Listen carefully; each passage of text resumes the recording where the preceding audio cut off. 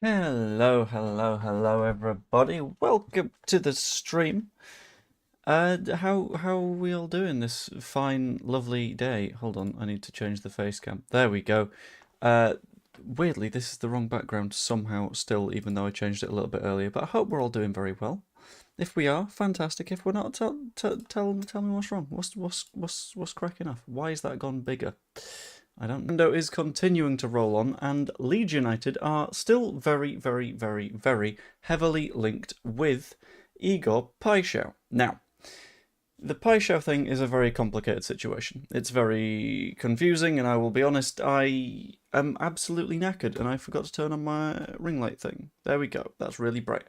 But there is a little bit of discussion that's going on around it right now because a couple of days ago, everyone was roughly of the opinion that Marseille effectively had this move in the bag. The numbers that were being thrown around were 30 million euros and a 30% sell-on clause, which I would have thought would have probably persuaded any given club to go, yes, absolutely, take this player for that because we think he's got a really high ceiling.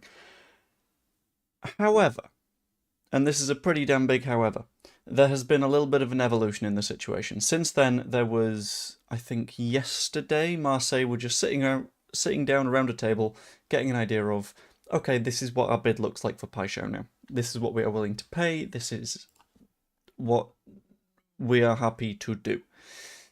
Now, what seems to have happened in the time since is that A, Marseille's offer was not enough, which is, in my opinion, very funny because I don't like Marseille.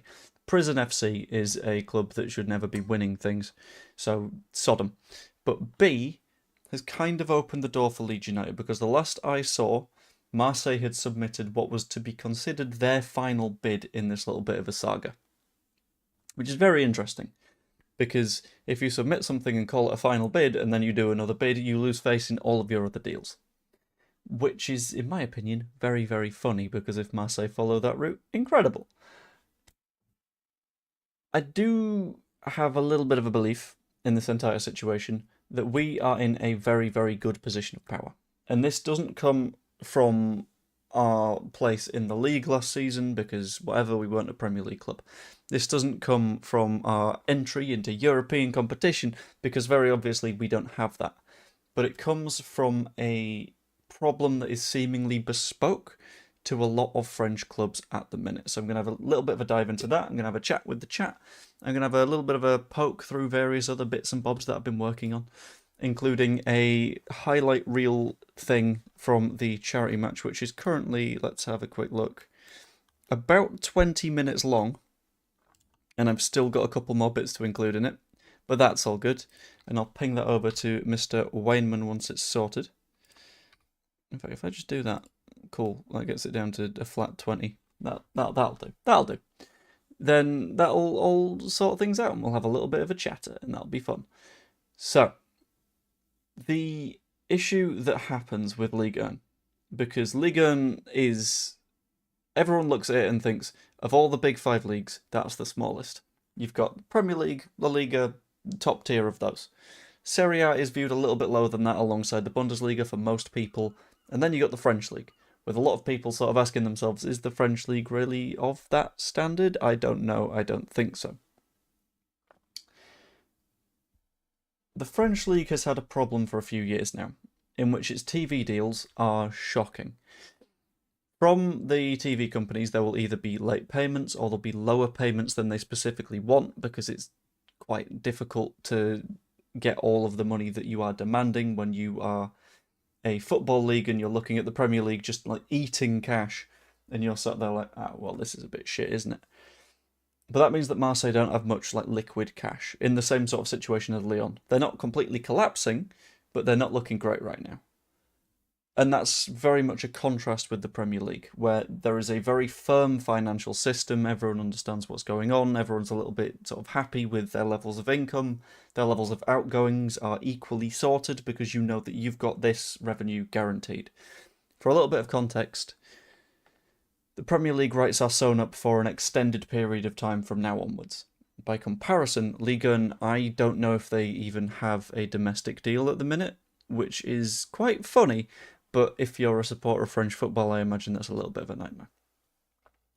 The comparison there is that we are able to do what they're not. We're able to wait and be patient. So someone a moment ago, up here, hello, there we go, Stephen Bell, said he doesn't understand why we've not put a bid in.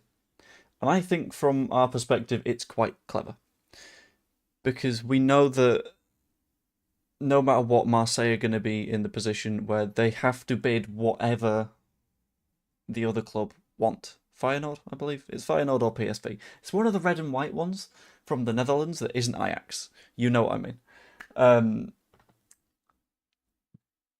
But we know that Marseille had to get in the position where they were trying to establish what those demands were. And from that point, we're able to say, okay, we're willing to pay that, or no, we're not willing to pay that. Because you don't need to put in a bid and enter a bidding war if it's just you. If you wait for other clubs to drop out and then hop in. Aren't they all red and white in the Netherlands? They're all a little bit red and white. Fine, I thought so. Okay.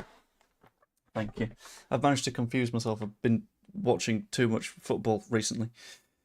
The 49ers are a very good business team. They've not thrown money at it, but they will support Leeds fully. Yeah, and this is where we bump into what a lot of people are perceiving as an issue, but I think is clever business.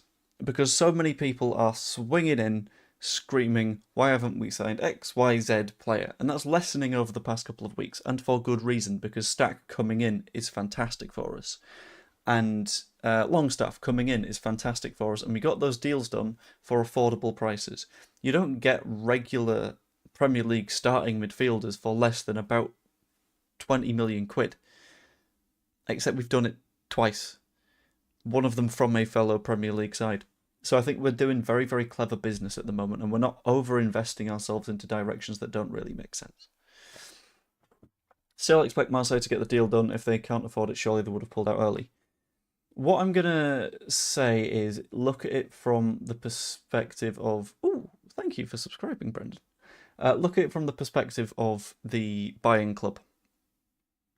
So if you're a supporter of Marseille, you're obviously going to say, okay, can we get him for 20 million? Okay, how about 25? How about 25 plus a 20% sell-on? How about 30? How about 30 plus 30%?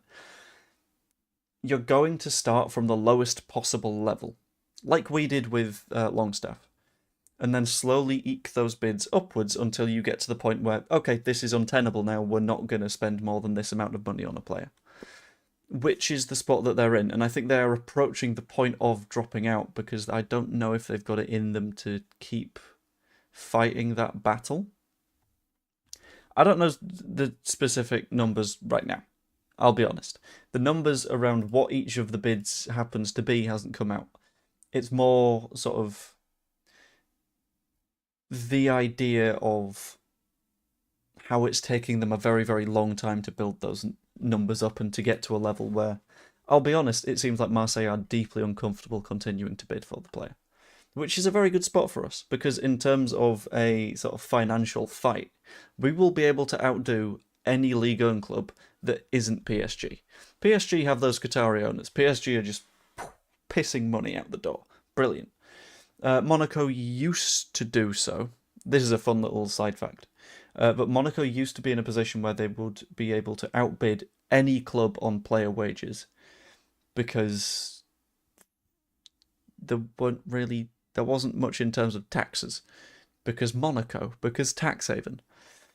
But I believe they came to an agreement with the league that they would pay the equivalent of taxes to the league or something along those lines, just to even out the playing field, because everyone started to hate Monaco.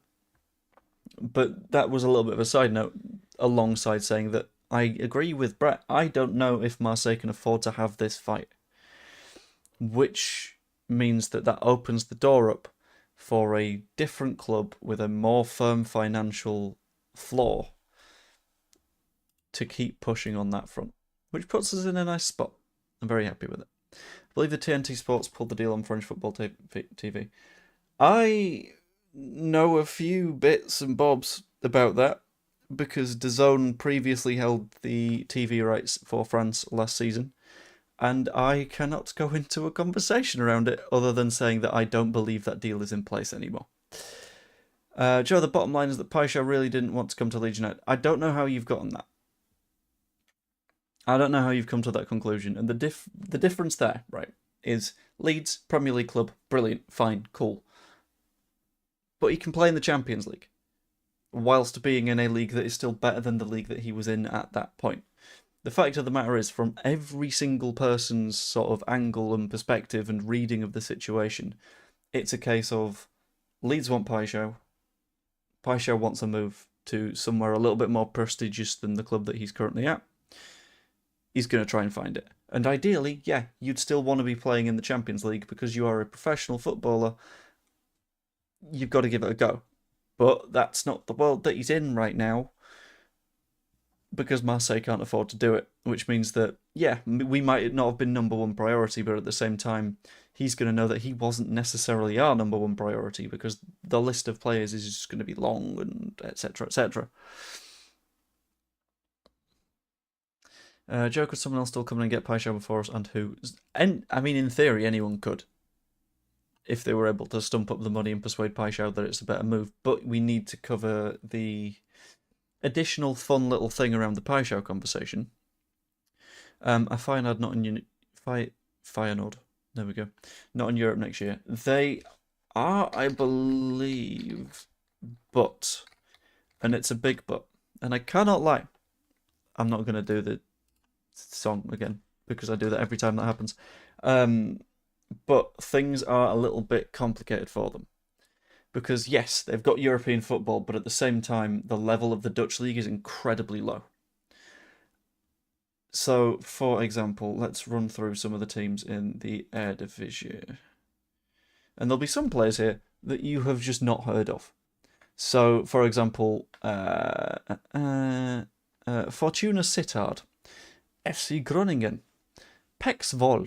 I've heard of most of these because I've played FIFA for a few years and I've played a lot of Football Manager, but a lot of people won't be aware of a lot of these teams. NAC Breda, Excelsior Rotterdam, FC Volendam, and SC Telstar. Now, these are not necessarily good football teams, which is something that you've kind of got to be aware of, because a lot of the time, especially when you're coming into a World Cup year, players want to be playing against better players, because the better players that you play against, the better a player you become and you play more good. A lot of the word play in there, I understand that. So if he wants to be in a position where he is pushing his way into the World Cup squad for Brazil, because next season is a World Cup season, which is something that I'm already having to keep in mind when I'm trying to organise things. But if next season were to be a World Cup season, then he's going to think, well, I've been in the under-21 setup for Brazil. In theory, if I'm able to perform to a very high standard against very high-level opposition, I'm going to maybe be able to push my way into the squad for the World Cup. And yeah, it's going to be difficult because in his position, he's also got Vinicius, he's got Rodrigo, he's got Rafinha. But that's going to drive him even harder, because he's going to want to play international football as much as he can, especially if it means he can put himself on the biggest stage of all of the stages if you're a footballer. And you only get that by playing against the best. If he signs for Leeds, comes up against... Who the fuck plays at right back for Man City at the moment? I don't know. But comes up against, let's say, Josko Gvardiol is playing in that role, and just tears him apart. At that point, if you're Carlo Ancelotti currently managing Brazil, you probably go, oh, that's something to think about there.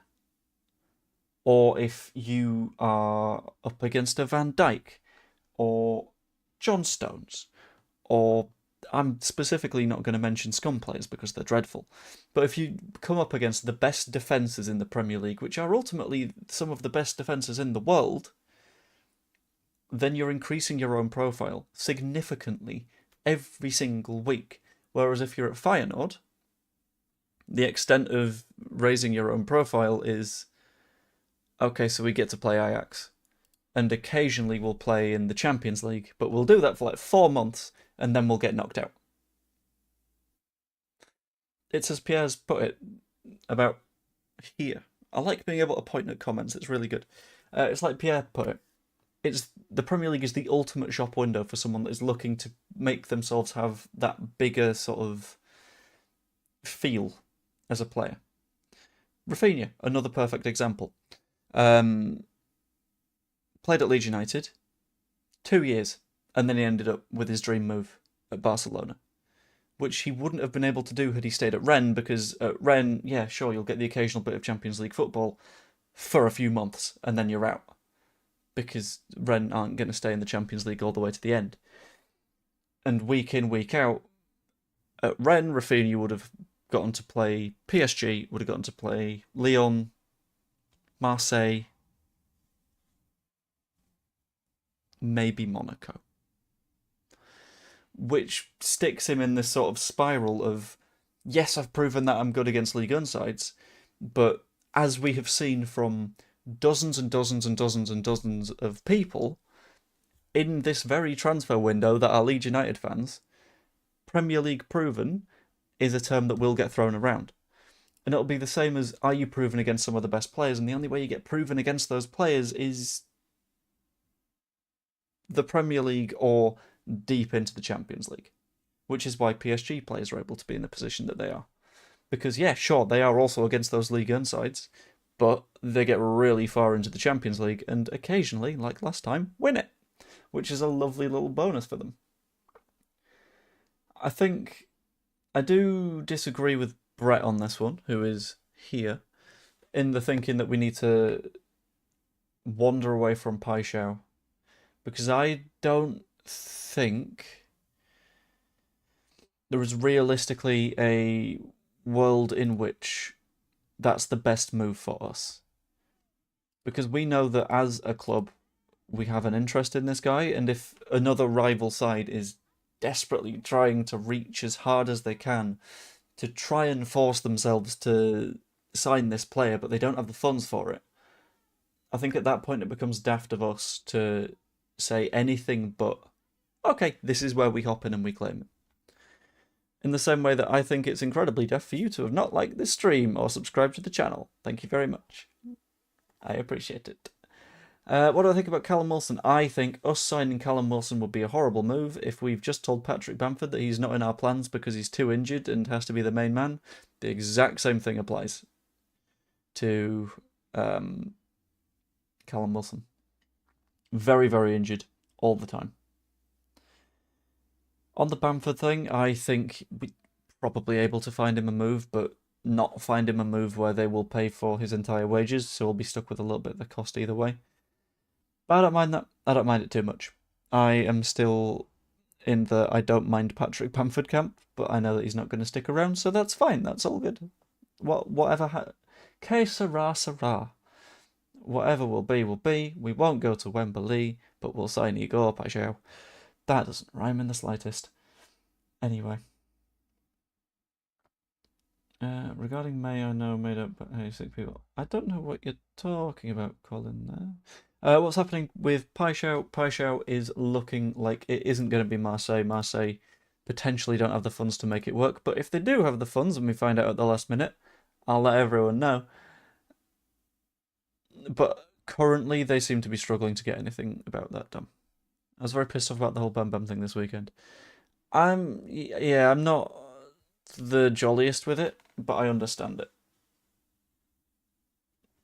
In essence, it's a decision made by Farke, and I think he's earned enough trust in that situation to do something, maybe.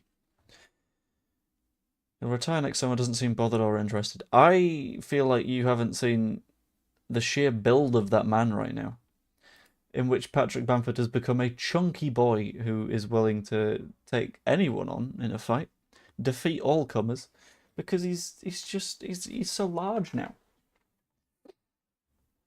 I wouldn't say that he can't be bothered. That is potentially the last thing that I would say about Patrick Bamford recently, but we're all entitled to our opinions. Farke's earned my trust. Yeah, I'm in the same sort of spot. Although I don't want to get into a bidding war, I think we should make an increased offer slightly over the 30. Honestly, I think it will probably end up as a case of, okay, so at what point did Marseille drop out? Let's exceed that and then see what they actually want. Because at that stage, we've effectively let Marseille define what the bottom of the negotiation is. We've let Marseille sort of work out, okay, here's the minimal price tag. Let's see what sort of leeway we can work out, and then we'll do something with it. Like your reasoning as to why Paixao might prefer Premier League than League One. Ah, thank you. I appreciate that. Be 40 million euros probably, and I'll be fine with that. Yeah, it's like for a starting winger at a decent standard, I don't mind it. I think it works. I think he's finished Paixao. That's an early call. I think with Bamford, if he hasn't found a club near the end of the window, Leeds will come to an agreement and pay him out to release him. Maybe. Then again, I think it'd be nice if he could find a club. And there'll be someone. I still think that when fit and on an extended run of starts, he's one of those players that will absolutely make a difference for a club. Admittedly, that's not him right now because he's kind of low on fitness, but But we want to have a 30% sell-on clause as the rumours state. I don't think we'd want it. I think we do what we can to avoid it, to be honest. I think if that means paying a little bit earlier, a little bit more, sorry, in sort of the main fee, I think that'll be worth it because I think Paixao's got a very, very high ceiling. Then again, could always keep him and just let his contract expire, and then that solves the problem of the sell-on, you know? Leaves another 40 for Menez and like 20 or something for Perry. I think we've got plenty of money in the bank. The PSR is the question. But I think PSR in the Premier League will always be a question because there's no way around it. It's this unavoidable beast of a thing that just keeps popping up and causing problems. But, yeah. Still think there's more than a chance of getting Mano back. I did. I'm less convinced now. Because I think it's going to be a very, very difficult one to do. Apparently he lives in a Victorian house, very, very high ceiling. Nice, I like it. Absolute bars. And I respect the most absolute of the bars. Anyway, this was going to be a fairly short stream either way, because I will be completely honest with you. I'm not really in a streamy headspace at the moment, because just bits and bobs. But I'll be right.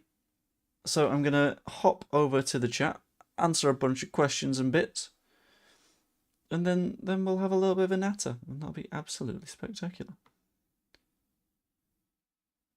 Paixao would be an upgrade on Solomon. I think he would be a firm upgrade. I think given the level that Paixao works at, he's comfortably better. If not Paixao and supposedly not Solomon, where else? I don't know, I'll be honest with you. We've not been linked with many other people, but that's kind of fine. You don't need to be constantly linked with people to just like get a move done. Who are you selling? Leeds will presumably be selling Gelhardt, Greenwood, JB, Bamford. I kind of think there's a pretty big shout of Matteo leaving now. Because if he's still not come back, then... do you have the uncensored version of his locker room videos for a friend? I'm afraid I don't, no. Because I was bouncing from place to place doing production stuff for the entire day. As you will have noticed, I only got about 15 minutes of football. But honestly, it was kind of fine. I didn't mind that too much. But, you know, it was fine. But I've got minimal sort of footage of locker rooms, and I'm kind of glad. So I think Solomon's in the running anymore. We're trying to upgrade with a far superior player. I think that's the goal, and I think we'll work around it if that doesn't work out. Paixao's going to Marseille. No, I don't believe so, at least not from what I've seen. If there has been another release recently, then trouble.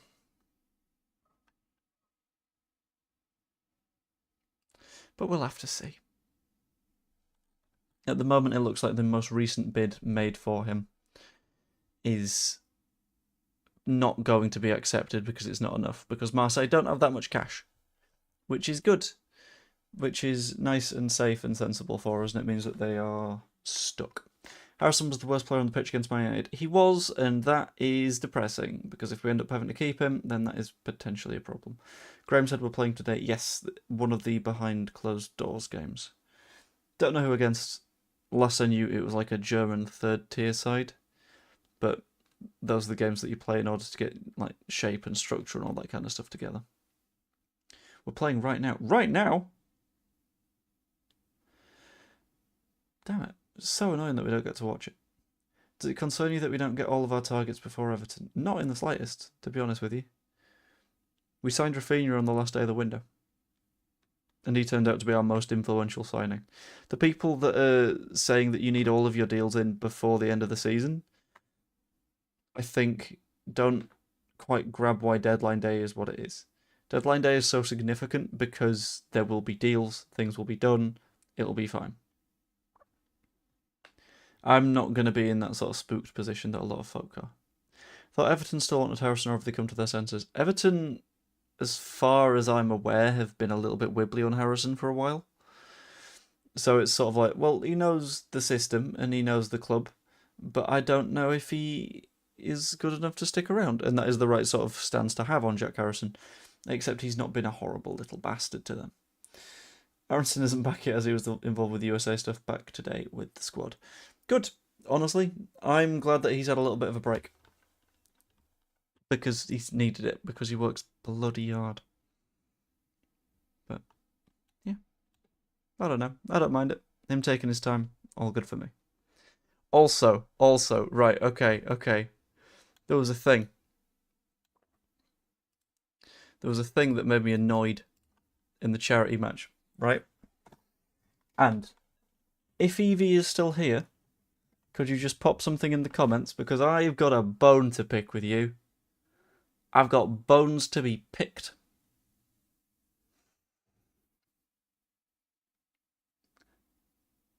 I don't know if she's going to be like driving or anything, but there's some bony bones. They're real bony.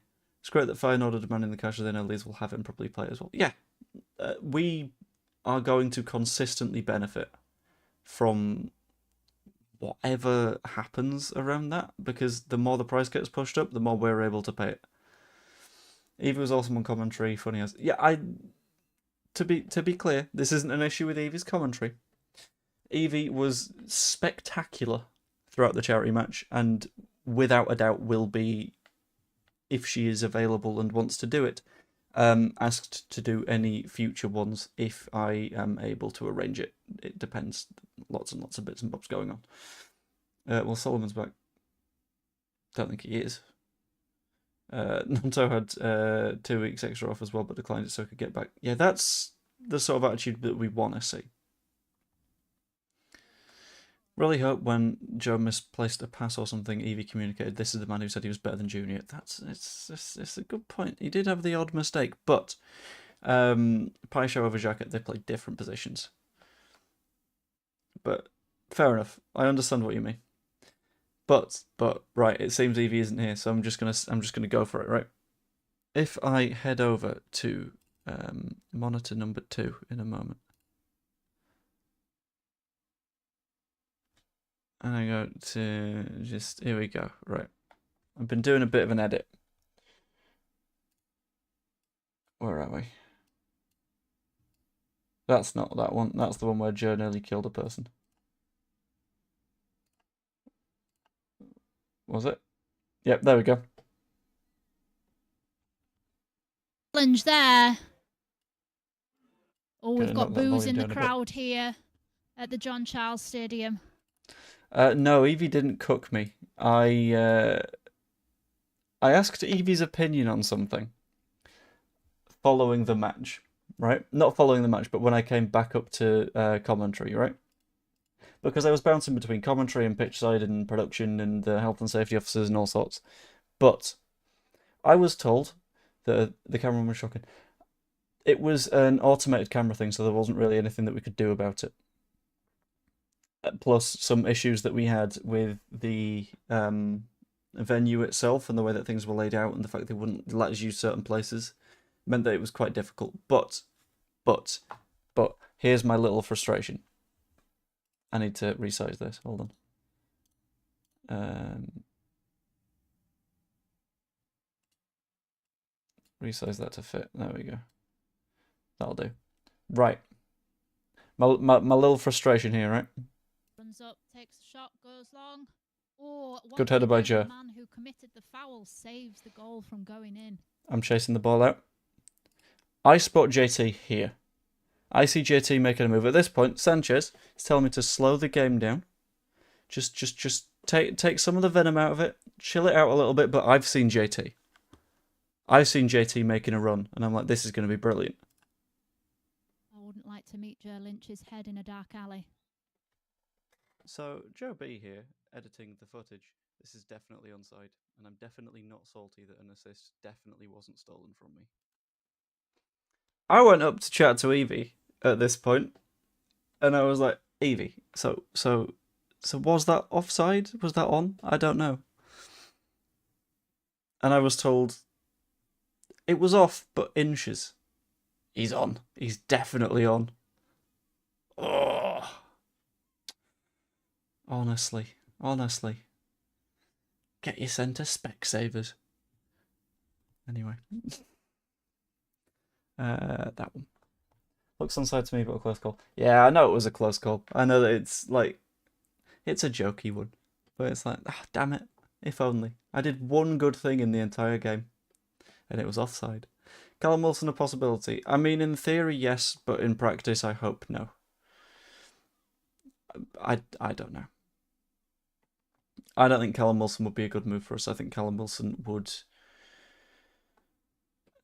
fill the Bamford role of be injured when his level is not great. Well, so when fit, did you crack a joke and Evie said, yeah, that happened. Remember, it was a charity match plus I know it was a charity match. It's fine. It's all good. But I just figured I'm putting together a nice little highlights package for Mr. Wayneman. So I might as well include a little bit of salt. One good thing in the game that was offside, Joe Bamford, Blackburn. Alright, there's no need for that one. Thank you, Ian. I appreciate that. I'm still trying to decide on next year. But we'll find out. What formation did you play? I will be honest, I just went wherever I was told to go. Joe drawing the lines. I had to draw the lines. Obviously, you've got to draw the lines. Honestly. JT would have missed anyway. How dare... That's my number 9 right there. And you're coming at him like that? Oh, disgusting. Thank you, Jonesy. Anyway, I wasn't going to stream for too long today, so I'm going to bring it to a close in a moment. Apparently reported that Leeds are ready to trump the Paixao offer. I hope so. It'd be nice to get it done. But anyway, I'm going to leave that there. Hope you all enjoyed. If you did, please pop a like on the stream. Really, really helps the channel out. Pushes things forward a bit. Absolutely wonderful. Subscribe if you're not yet as well. I don't have a subscribe and I'll donate thing anymore. But it's really appreciated either way. Or even become a channel member. It's $2.99 a month. You get a bunch of stuff early. Special little bits and bobs. And I'm really, really thankful. And it means that I'm able to do this a little bit more. Because... I'll be honest, between this and full-time job almost always pays more. But this being a little bit more viable is always lovely. Anyway, hope you all enjoyed. And I will see you all